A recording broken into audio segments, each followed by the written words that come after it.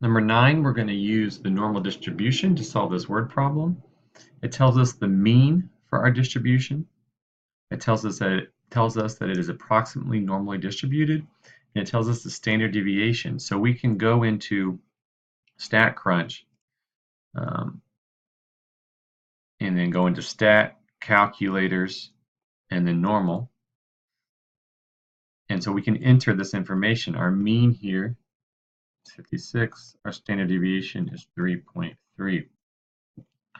And so we can then use this calculator to answer these questions. What proportion gets over 60 miles per gallon? So greater than or more than or over a certain amount, we would use that symbol.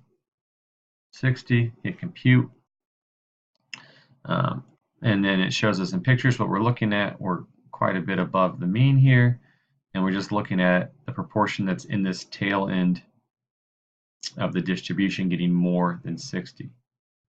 This calculator is great then for the remaining parts of the question as well.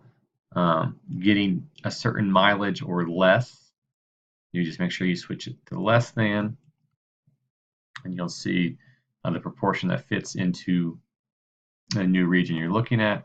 And then for an in between two values, you want to click up here on between. And so 57 and 61, and then it shows you what area we're looking at of the distribution and the proportion of the data that is within that area. The last part switches the wording up a bit, but it's really asking the same type of question. The probability that a randomly selected hybrid gets less than 46, we would be looking at less than 46. So it's so tiny down here, 46. You can see 50s here, so 46 is down here. Our probability is so tiny, we're not really seeing it in the picture because that's a very, very unusual event. But that wording, probability that a randomly selected data value falls in a certain area, it's just a different way of asking the same question: what proportion of the data values fall into the certain area? If you want to use Excel for any of these types of problems, you use equals norm.dist to be using the normal distribution. Select the data value you're concerned about. For example, the proportion of hybrids that gets over 60, I would type in a 60 there. And then you type in the mean. Then you type in the standard deviation. And then the last argument should be true. And this always gives you, Excel always gives you the probability of being at that value or less than. So at 60 or further to the left. So that would be similar to a question like question part B here. For getting more than something like part A, you just need to do 1 minus that. So instead of going to the left, 1 minus that gives us the probability of being at that value or greater than. And then for an in-between, like I discussed in the previous video, you would subtract the smaller value away from the larger one. And what I mean by for that is use that formula twice, but the value that's further to the right, 61 here, type that in first, and then subtract away the smaller value, the value that's further to the left. Number 10, we're actually beginning to look at sampling distributions here in Chapter 8. And so you can see in the book, it gives an explanation of what the mean of the sampling distribution will be and what the standard deviation of the sampling distribution will be. That's sometimes called the standard error of the mean. And the key takeaways is that the mean of the sampling distribution is exactly equal to the population mean, and the standard deviation of the sampling distribution, you take the population standard deviation and divide by the square root of the sample size. And so for this particular problem, the mean of our sampling distribution is the same as the population mean. That's always the case. The standard deviation of our sampling distribution, we take our population standard deviation and divide by the square root of the sample size. So square root of 36 is 6. So you just do an 18 divided by 6 and you get 3. For number 11, we're going to look at both probabilities from the actual original distribution and then from the sampling distribution. So suppose the lengths of pregnancies of a certain animal are approximately normally distributed. It tells us the mean is 182 days. Standard deviation is 13 days. So what's the probability that a randomly selected pregnancy lasts less than 178? So we use less than 178 and hit compute. And it gives us the probability that a randomly selected pregnancy falls within that region there. And now in part B, we're still looking at 178 days or less. So that same value here from part A.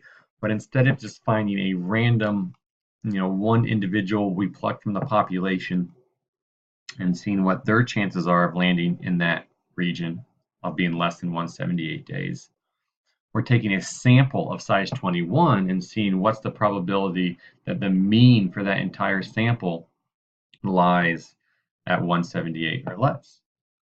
And we know that the sampling distribution mean will be exactly the same as the population mean, so that doesn't need to change. What does change is the standard deviation. We're going to need to take the population standard deviation and divide by the square root of the sample size. And so let me copy that over into StatCrunch here.